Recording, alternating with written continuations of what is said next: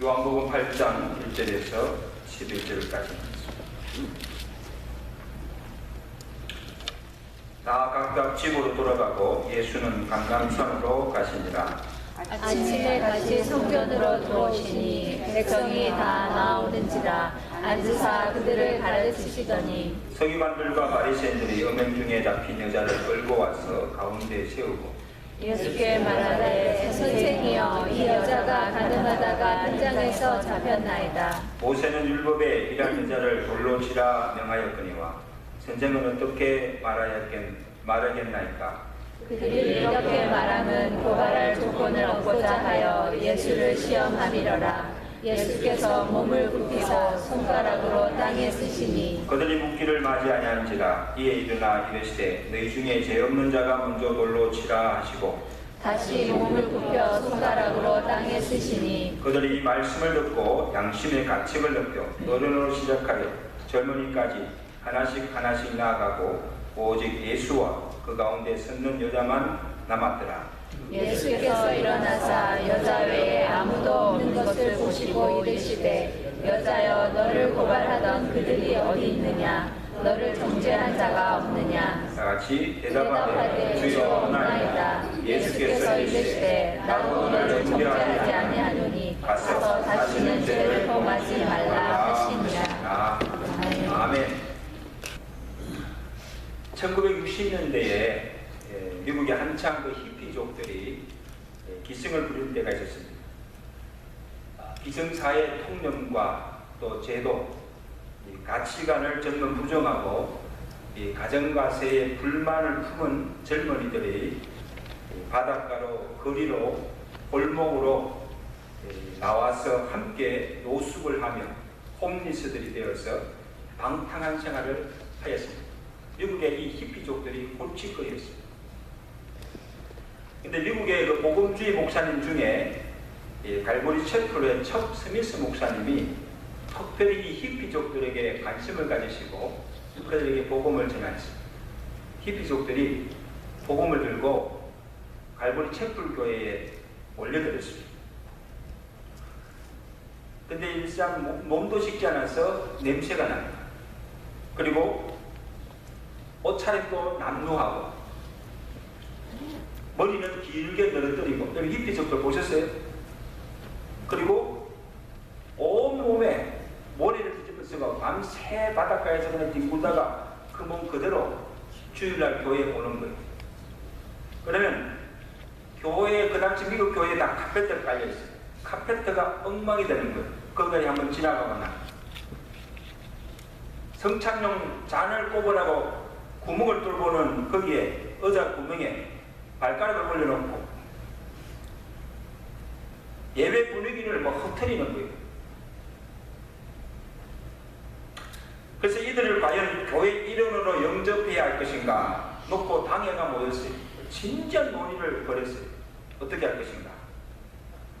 히피족들이 우리 교회에 나오는 것은 우리 교회의 품위를 떨어뜨리고 교회를 난잡하게 하고 다른 성도들을 불편하게 하니까 이들이 교회에 오는 것을 막아야 한다는 주장들이 대세였습니다. 그때 척 스미스 목사님께서 이런 말씀을 단호하게 하였습니다. 만약에 교회가 저들이 교회에 오는 것을 막아서 저들에게 복음을 전할 수가 없다고 한다면 나는 이 목사 가운을 벗고 바닷가와 거리와 골목으로 나가서 내가 히피가 되어서라도 나는 저들에게 복음을 전하겠습니다. 히피들과 함께 어울리면서 내가 그들에게 복음을 전하여서 내가 저들을 구원하겠습니다. 만약에 모래 때문에 교회 카펫이 더러워져서 저들이 교회에 오는 것을 막는다고 한다면 난 이 교회의 카펫을 다 걷어치우겠습니다. 카펫이 문제라면 카펫을 내가 다 걷어치우겠습니다. 그래서 히피들이 교회에 오는 것을 막지 않고 교회 문을 활짝 열어놓고 많은 히피족들이 교회에 와서 복음을 듣고 믿게 하여서 새로운 교회의 부흥을 전기를 마련한다. 이 교회 역사에 나옵니다. 여러분, 교회를 우리가 흔히 홀리 템플, 거룩한 하나님의 전이라고 부릅니다. 교회 자체가 거룩해서가 아니에요. 그리고 교회에 나오는 사람들이 다 거룩해서가 아니에요. 우리가 믿는 하나님이 거룩하시고 거룩하신 하나님이 임재하시는 곳이기 때문에 이것이 하나님의 거룩한 성전이 되는 줄로 믿습니다. 아멘. 근데 교회는 누가 나옵니까? 어떤 자들이 나옵니까? 죄가 없는 의인이 아니에요. 깨끗하고 거룩한 자들만 나오는 곳이 아니에요. 교회는 거룩한 자들만 모인 곳이 아니에요. 죄와 허물이 많은 죄인들이에요. 죄인이기에 복음이 필요하고 죄가 많기에 하나님의 긍휼과 용서를 구하여 그 죄를 사함받고 내 영혼이 구원받기 위해서 교회에 나오는 것입니다. 아멘. 믿습니까? 아멘. 그러면 오늘 우리 믿는 우리가 구원받은 성도들이 가장 조심해야 할 것은요, 내가 남보다 조금 낫고 내가 남보다 어렵고 깨끗하다고 하는 의인의식을 버려야 돼요.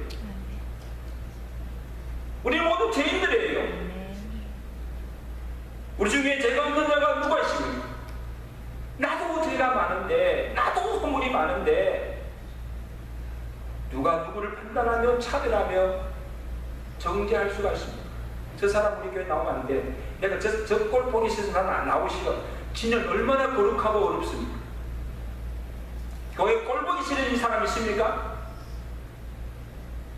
그 사람 때문에 나 교회 안 나가. 그럼 그 사람 교회 갈 데 없어요. 교회가 다 그런 곳이에요. 오늘 찬송했잖아요. 죄인들아, 방황하는 죄인들아, 내게로 오라. 주님이 오라고 부르시는데, 주님이 받아주시는데 누가 교회 나오는 자를 막을 수 있습니까? 주님의 교회인데. 내 교회입니까? 주님의 교회입니다. 믿습니까? 아멘. 오늘 본문의 바리새인과 서기관들이 가늠하다 현장에 잡힌 여인을 끌고 왔어. 예수님께 끌고 왔습니다. 그리고 이 여인을 정죄하며 예수님께 고발합니다. 선생이여, 이 여자가 가늠하다가 현장에서 잡혔나이다. 율법에 의하면 이러한 여자를 돌로 치라 명하였거늘 선생은 어떻게 말하겠나이까? 선생은 어떻게 하시겠습니까? 그런 말씀. 여러분, 바리새인들과 서기관들이 가늠한 여인을 예수님께 끌고 온 이유가 뭐예요? 왜 예수님께 끌고 왔어요? 이 가늠한 여인을 율법대로 돌로 쳐주기 위해서 데려왔습니까? 아니에요. 본문을 잘 보십시오. 그 여자를 처벌하기 위해서 온 것이 아니에요. 만약에 그들이 이 여인을 벌하기 위한 것이라면 구태여 예수님께 끌고 올 이유가 없습니다. 그리고 예수님께 데리고 와서 예수님 어떻게 하겠습니까? 예수님께 물을 필요가 없어요. 왜? 그냥 자기들이 아는 대로 법대로 죽이든 살리든지 그냥 법대로 처리하면 돼요. 그렇지 않습니까? 6절의 말씀 보십시오. 자, 6절 말씀 나가주시면 시작. 그들이 이렇게 말하는 고발할 조건을 얻고자 하여 예수를 뭐합니다? 시험합니다. 그들이 예수께 끌고 와서 그렇게 말하면 고발할 조건을 얻고자 하여 예수를 어떻게? 시험합니다. 다시 말하면 지금 그들의 목적은 이 여인을 죽이는 것이 아니라 예수님을 올무에 잡아서 예수님을 죽일 목적입니다. 만약에 예수님께서 율법대로 돌로 치라 하면 예수님은 사랑이 없는 자예요. 그리고 로마 정부 허락 없이 처형할 수 없는 로마 실정법을 어기게 되기 때문에 로마법에 저촉되는 거예요. 그런데 만약에 예수님께서 돌로 치지 말라 하면 무엇을 어기는 것입니까? 율법을 어기는 것이 됩니다. 그럼 유대인들의 원성은 사게 됩니다. 저분이 하나님의 아들이냐, 율법도 거스른 자가 무슨 하나님의 아들이냐, 그런 비난을 받게 됩니다.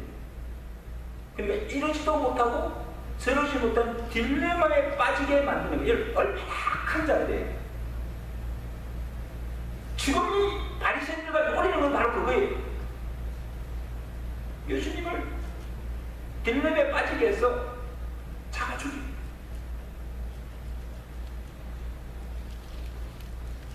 예수님께서 이들의 의도를 간파하시고 아무 말씀이나 대꾸하지 않으시고 몸을 굽혀서 땅에다가 손가락으로 글을 썼습니다. 예수님께서 무슨 글을 쓰실까 궁금하죠? 근데 성경에 그걸 다 속 시원하게 기록해 주시면 좋았는데 오늘 보니까 무슨 글을 쓰시는지 기록하지 않았어요. 그러니까 알 수가 없지요. 근데 추측하기는 어떤 분들이 아마 예수님께서 바리새인들과 서기관들 그 무리들의 이름을 적으면서 그 자신들의 제목을 다 적었을 것이다. 아무개는 무슨 죄, 아무개는 쭉 적어놓고는 봐라 보여주시면서 그리고 일어나서 사실 말씀이 너희 중에 죄 없는 자가 있느냐? 죄 없는 자가 먼저 돌로 치라. 여러분 이 말씀 무슨 말이면 이 여인은 가늠하다 운이 없어서 재수가 없어서 덜켰어 잡혀왔지만 너희는 죄를 지었어도 단지 덜키지 않은 것 뿐이지 너희도 얼마나 죄를 많이 짓는가. 너희 속에도 지금 죄가 얼마나 많은가. 율법대로 한다면 가늠한 이 여인뿐 아니라 너희도 너희 죄로 인하여서 마땅히 정죄받아야 하고 심판받아야 하지 않는가. 너희가 이 여인보다 더 나은 것이 무엇인가. 너희도 이 여인보다 의로울 것이 하나도 없는 똑같은 죄인이라는 것입니다. 갑시다. 나도 죄인입니다. 그럼 누가 누구에게 돈을 던질 수 있는가 하는 거예요. 그리고는 어른으로 시작하여 젊은이까지 하나하나씩 다 물러갔습니다. 돌을 치료하다가 다 물러갔습니다. 우리 말에 똥 묻은 개가 개 묻은 개를 나무란단 말이죠. 자신이 죄도 크고 자신도 변변치 못하면서 잘난체하면서 다른 사람의 허물을 보고 흉보고 비난하기를 좋아한다는 게 이것이 죄악된 본성이에요. 자기를 볼 줄 몰라. 예수님께서 이들을 경고하십니다. 마태복음 7장 1절에 어찌하여 형제의 눈 속에 있는 티를 보고 내 눈 속에 있는 덜보는 깨닫지 못하느냐. 외식하는 자여 먼저 내 눈 속에서 덜보를 빼라. 그 후에 밝히 보고 형제의 눈 속에서 티를 보라. 여러분 내 눈 속에 덜보를 빼고 나면 형제의 눈에 티가 보일까요? 안 보일까요? 안 보여요. 로마서 2장에서 사도 바울이 율법을 자랑하며 스스로 의롭다고 자처하는 유대인들 향하여서 말씀하십니다. 다른 사람을 가르치는 내가 내 자신을 가르치지 아니하느냐? 도둑질하지 말라 선포하는 내가 도둑질하느냐? 간음하지 말라고 하는 내가 간음하느냐? 율법을 자랑하는 내가 율법을 범함으로 하나님을 욕되게 하느냐? 저는 오늘 이 말씀을 보면서 제 자신을 돌아보면서 오늘 여러분들 우리 가운데 우리의 모습 속에 이런 이율배반적이고 외식적인 모습이 없습니까? 나도 죄인이면서 나만 의로운 것처럼 다른 형제의 허물을 덜추어내고 비난하고 있지는 않습니까? 나는 행하지 않으면서 나는 할 수 없는 것을 다른 사람에게는 하라고 강요하고 있지는 않습니까?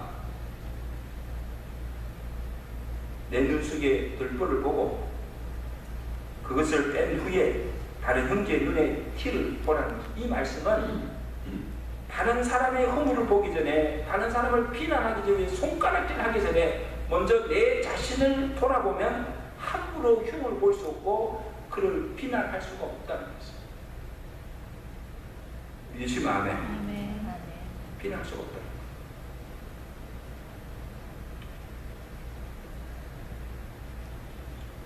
무리들이 다 떠난 후에 예수님께서 일어나서 여인에게 다가가서 묻습니다. 우리 10절 말씀.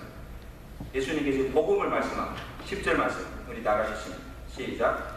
예수께서 일어나사 여자 외에 아무도 없는 것을 보시고 이르시되 여자여 너를 고발하던 그들이 어디 있느냐 너를 정죄한 자가 없느냐 대답하되 주여 없나이다. 예수께서 이르시되 나도 너를 정죄하지 아니하노니 가서 다시는 죄를 범하지 말라 하시니라. 아멘. 지금 여인에게 예수님께서 복음을 전가하십니다. 바리새인들은 그 여인을 가늠한 자라고 정죄하였으나 예수님은 정죄하지 않았습니다. 예수님께서 이 여인이 어떤 여자인지 지금 무슨 죄를 지었는지 몰라서 하신 말씀이 아니에요. 다 아셨어요.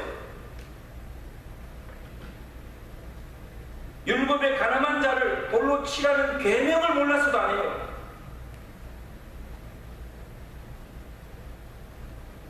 돌에 맞아 죽을 죄인이기에 예수님이 필요하고 또 예수님 이 시기에 그의 죄를 사해 주실 수 있고 그를 죄에서 구원해 주시고 새로운 인생을 살게 해줄 수 있는 것입니다. 아멘. 믿으시면 아멘. 여러분 제가 생각할 때 이 여인이 참 다행으로 생각합니다. 그래서 가늠하다가 현장에 잡혔어 죄가 드러나고 예수님께 끌려왔기 때문에 성전들에 끌려왔기 때문에 이 여자가 살 수 있는 거예요. 믿으시면 아멘. 그러나 이 여인이 부끄럽지만 죄가 들켜서 부끄럽지만 그래도 그 죄를 사함받았어요. 예수님 때문에 구원받았어요. 할렐루야. 저 생각할 때요, 한번 이렇게 우리 같은 잘못한 것이 드러나고 막 하면 막 부끄러워요, 막 창피해요. 근데 부끄럽고 창피함을 당해도 그래도 그 죄를 드러내고 자백하고 회개하고 그 죄를 사함받을 때 그 영혼이 구원받게 되는 줄 믿습니다. 아멘. 감추는 것보다 나아요. 덜피지 않았을 뿐이지, 우리 속에 우리가 지금 덜피지 않았을 뿐이지, 우리 속에 아직 그 죄가, 회개자 죄를 품고 다니는 사람들이 얼마나 많습니까? 죄를 짓고도 헐거하고 다니는 사람들이 얼마나 많습니까? 감방에 갇혀있는 사람들만 죄인이 아니라는 말씀입니다.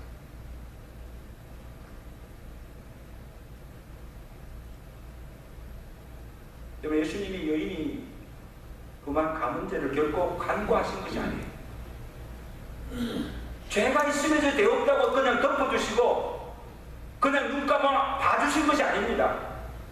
예수님께서 친히 그의 죄를 담당하시고 십자가에서 대신 죄의 값을 다 치르시고 그의 피로 말미암아 구속고 죄사함을 받게 주셨기 때문입니다. 아멘? 아멘. 죄가 있어요. 죄를 지었어요. 그냥 죄를 사해줄 것이 아니에요. 예수님께서 그의 죄값을 다 치르신 후에 내 죄가 사함받았다고 선언해 주신 거예요. 에베소서 1장 7절에 우리는 그리스도 안에서 그의 은혜의 풍성함을 따라서 그의 피로 말미암아 속량고 제사함을 받았느니라. 그래서 그의 피로 말미암아 속량 제사함을 받았느니라. 그러면 여러분, 예수 그리스도의 피가 속량하지 못할 죄가 없음을 믿으시기 바랍니다. 예수께 나오면 용서받지 못할 죄가 없고 구원받지 못할 죄인이 없다는 말씀이에요. 놀라운 선언이에요. 요한일서 1장 7절에 그 아들 예수의 피가 우리를 모든 죄에서 깨끗하게 하실 것이요 만일 우리 죄를 자백하면 그는 미쁘시고 의로우사 우리 죄를 사하시며 우리를 모든 불의에서 깨끗게 하실 것입니다. 할렐루야. 사죄의 선언입니다. 사죄. 예수의 그 피가 모든 죄를 사하지 못할 죄가 없다는 거예요. 무슨 죄를 지었는가, 얼마나 그 죄가 악한 것인가를 보지 않으시고 무슨 죄이든지 예수께 나와서 그 죄를 회개하고 자백하면 모든 죄를 사주시고 새로운 인생을 살게 해주신다는 사실. 이게 복음입니다. 아멘? 이게 복음입니다. 요즘 국내 안팎으로 이 동성애 문제가 떠들어가는데 제가 이 동성애 문제에 관해서 많이 설치하고 한 번에 내가 이것을 설교해야 되겠다는 생각하면서 오늘 본문 말씀을 택한 거예요. 굉장히 중요한 이슈이기 때문에 여러분 잘 들으시기 바랍니다. 불과 이 몇십 년 전만 하더라도 이 많은 사람들이 동성애를 정오하면서 제약시켰습니다. 그래서 동성애자들도 감히 커밍아웃 하지 못했어요. 감추고 언둔하며 사람들의 냉대와 멸시를 참으며 지내왔습니다. 자기가 동성애인 것을 밝히지 않았어요. 부끄러워했어요. 근데 여러분 이제는 시대가 많이 달라진 것을 볼 수가 있습니다. 이제는 이 동성애자들이 당당하게 커밍아웃 합니다. I'm a gay, I'm lesbian. 자기의 성을 밝힙니다. 그리고 뭐 퀴어 축제 같은 것도 이상한 축제도 벌이고요. 동생들이 나와가지고 만든 거리를 할거하면서 막 축제를 합니다.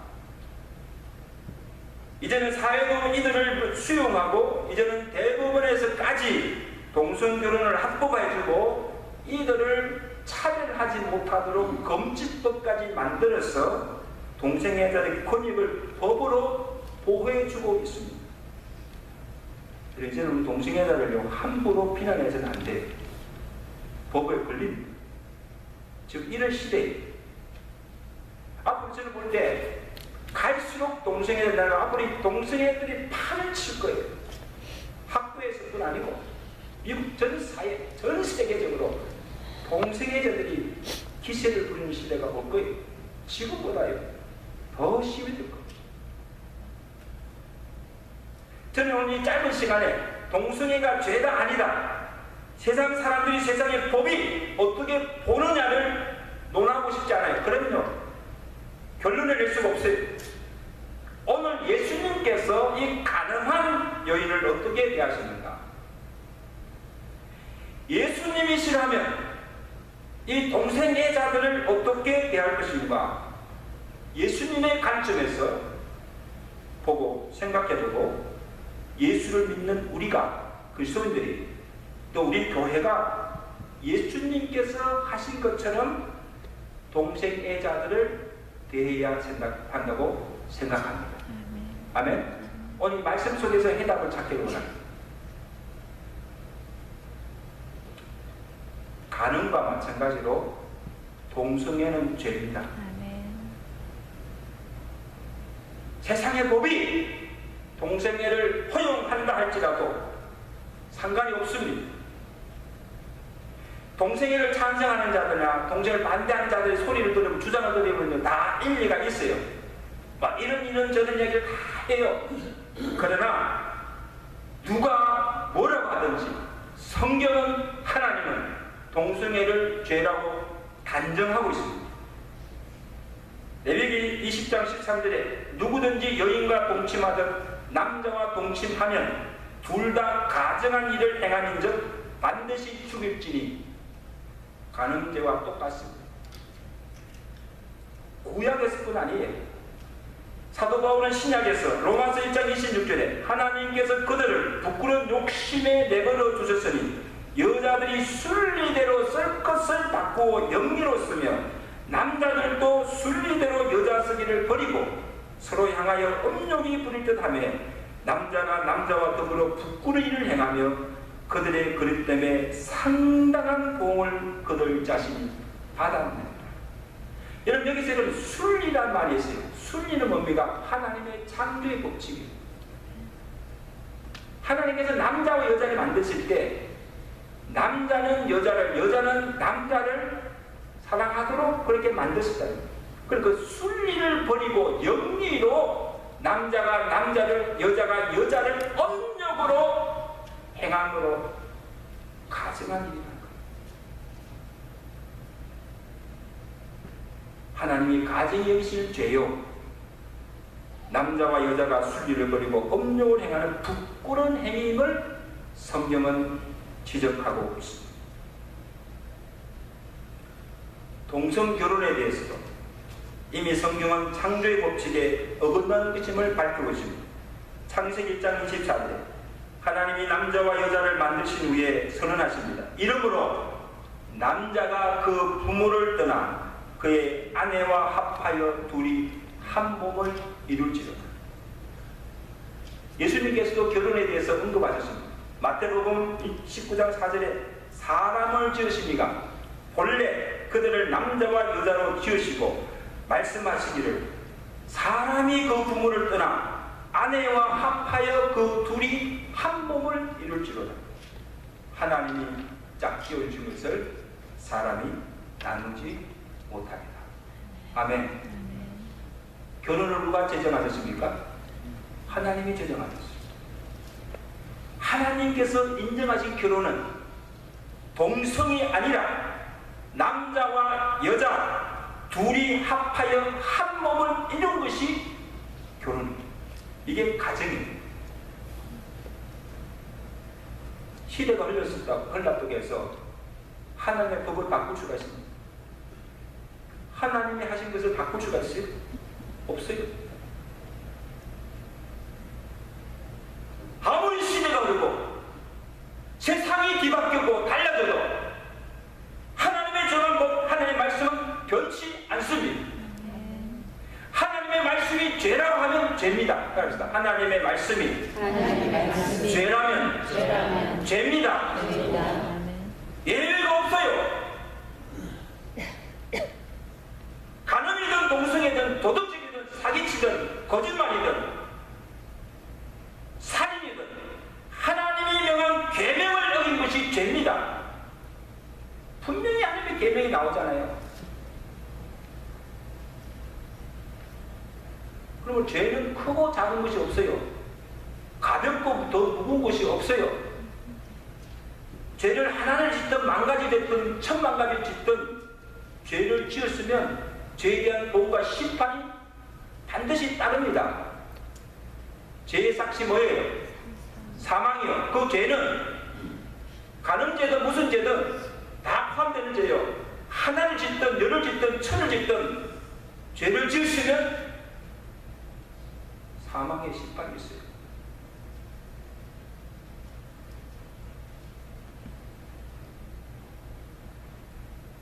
죄의 기준은 세상의 법이 아니고 하나님의 법의 기준입니다. 아멘? 대법원에서 판결한다고 해서 그게 법입니까?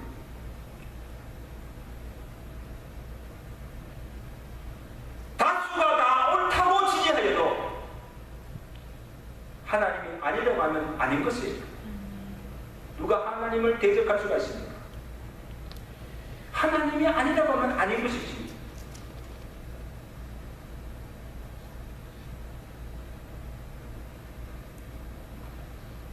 근데 오늘 제가 그것을 말씀하시는 동성애 죄라는 걸 다 알아요. 믿는 사람이면 죄라는 것을 압니다. 그러면 동성애가 죄면 동성애자들을 그런 법률법대로 다 죽여야 합니까? 오늘 이것이 핵심이에요. 간음한 여인을 정죄하고 이 여자가 간음하여 현장에 잡혔나이다. 예수님께 끌고 와서 돌로 치러 가는 자들처럼 우리도 이 동성애를 바라면서 그들을 정죄하고 그들을 정하면서 그들을 향해서 돌을 던져야 하는 것입니다. 오늘 예수님께서 우리에게 동일한 질문을 하십니다. 동성애가 다 있어요. 너희 중에 죄 없는 자가 있는 죄 없는 자가 돌로 치라. 가늠한 여인이나 동성애자는 다를 것이 없어요.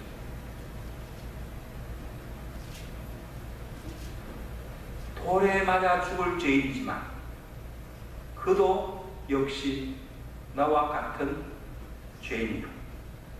죄인이기에 하나님의 긍휼과 사랑이 필요하고 죄가 많기에 예수님께 나와 그 죄를 회개하고 죄 사함받고 구원받아야 한다는 사실. 믿으시면 아멘. 우리만 아니라 가늠한 자, 동생이자 우리가 볼 때는 살인자들, 이런 자들도 다 예수님께 나와서 구원받은 영혼이라는 것입니다.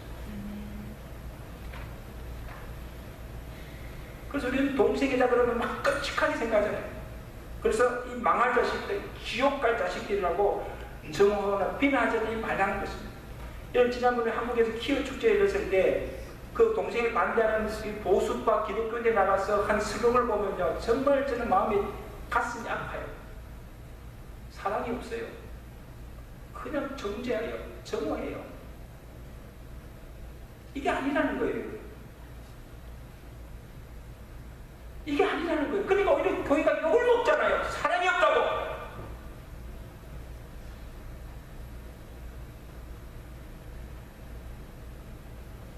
동성애가 죄다 아니다 따지기 전에, 동성 결혼이 합법이냐 아니냐 법을 논하기 전에 지금 그들에게 필요한 것은 법이 아니라 복음이 필요한 것입니다.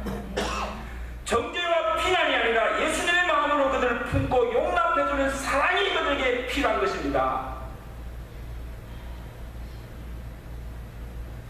저는 오랫동안 목회하면서요, 정말 사람을 변화시키는 것은요, 법이 아니라 사랑입니다.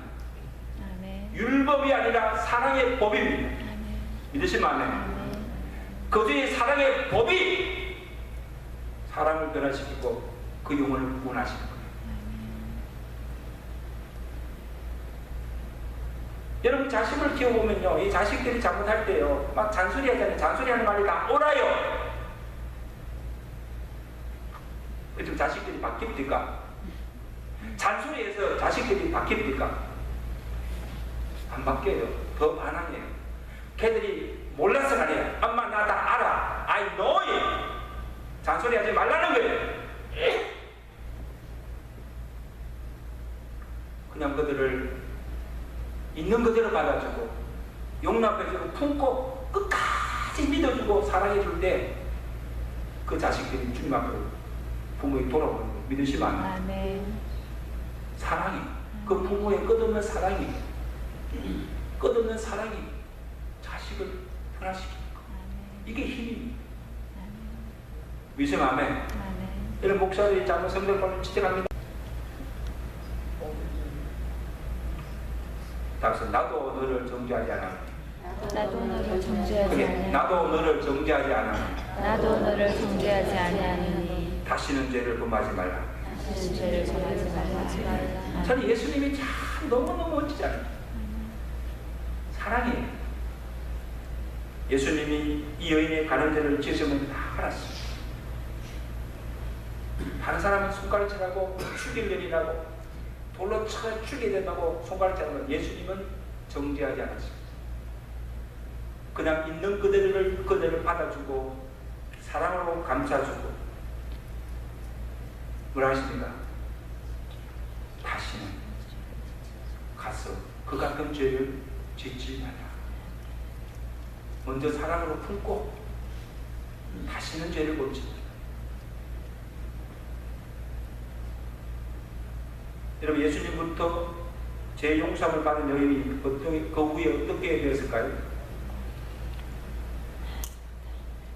구원받는 순간 다시 가서 가능했을까요? 안 했을까요? 죄를 지었을까요? 안 했을까요? 대답해 보세요. 어떻게 했을 것 같아요? 우리가 아는 대로 다시는 죄를 짓지 않고 죄를 사해 주시고 자기를 죽을 위해서 구원해 주신 그 예수님의 사랑을 깨닫고 자기를 살려주신 그 예수를 위해서 평생을 헌신하며 거룩하게 살게 될 줄로 믿습니다. 예수님의 그 사랑이, 예수님의 사랑이 그를 새롭게 변화시켜 주시고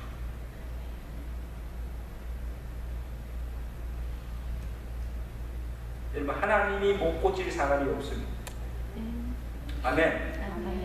좀 크게 아멘. 하나님이 못 고칠 사람이 없습니다. 아멘. 예수 그리스도의 복음은 생명을 죽이는 것이 아니라 죽은 생명을 살리는 것입니다. 아멘. 그리고 새로운 인생을 살게 하시는 것입니다. 이게 복음의 능력입니다. 골로새 5장 17절에 누구든지 그리스도 안에 있으면 새로운 피조물이라 이전 것은 지나가시니 보라 새 것이 되었도다.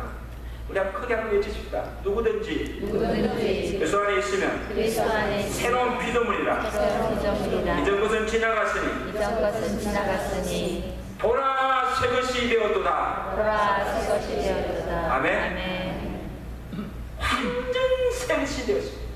새로운 피조물, 새 인생이 시작되었습니다.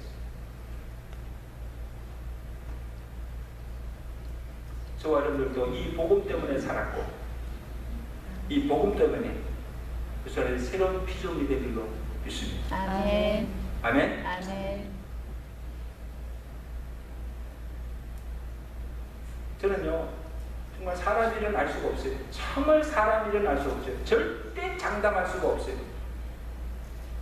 여러분 유대인들 중에 그 어느 누가 핍박자 사울이 예수 믿고 자기니까 핍박하던 그 예수를 위해서 복음을 전가하는 사도가 될 줄 누가 알았겠습니까? 누가 알았겠습니까? 십자가 육편강도를 보십시오. 평생 그 가는 것은 죄 지은 것밖에 없어요. 사람을 죽인 죄 평생 죄 짓고 산 인생이에요. 근데 그가 마지막 죽는 순간에 십자가상에서 예수를 만나서 그가 낙원에 갈 줄을 누가 알았겠습니까? 아무도 몰랐어요. 오늘 가늠하다 현장에 끌려나온 이 여인이 창녀가 나중에 예수님께 헌신하는 거룩한 성녀 마리아가 될 줄 누가 알겠습니까? 아무도 몰랐어요. 누구만 아신가? 주님이.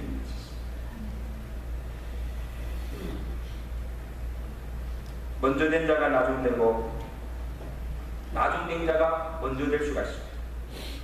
하나님이 언제 그를 믿게 하시고 구원케 하시고 하나님께서 어떻게 그를 사용하실지 아무도 모릅니다. 하나님만 아십니다. 그러므로 여러분 자신에 대해서도 그렇고 다른 사람의 인생에 대해서도 이러니 저러니 더욱이 그 사람의 신앙에 대해서 구원의 문제에 대해서만큼은 장담해서도 안 되고 함부로 이렇다 저렇다 판단하지 마시기를 주님께 축원합니다. 아멘. 내 믿음의 잣대를 가지고 함부로 사람을 판단하지 말라는 거예요. 누가 압니까? 그 사람이 이것보다 더 훌륭한 사람이 될지 모르는 거예요. 답시다.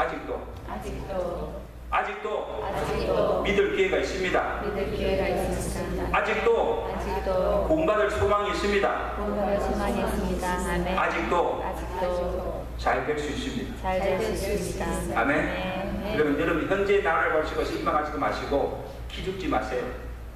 나도 잘 믿을 수 있고 나도 정말 하나님의 교회의 큰 일꾼이 될 수 있고 장차 내가 큰 믿음의 사람이 될 수 있다는 그런 소망을 가지시고 주님 앞에 믿음으로 살아가신 저와 여러분 되시기를 주의 간절히 축원합니다. 아멘. 축원합니다. 아멘. 기도하겠습니다.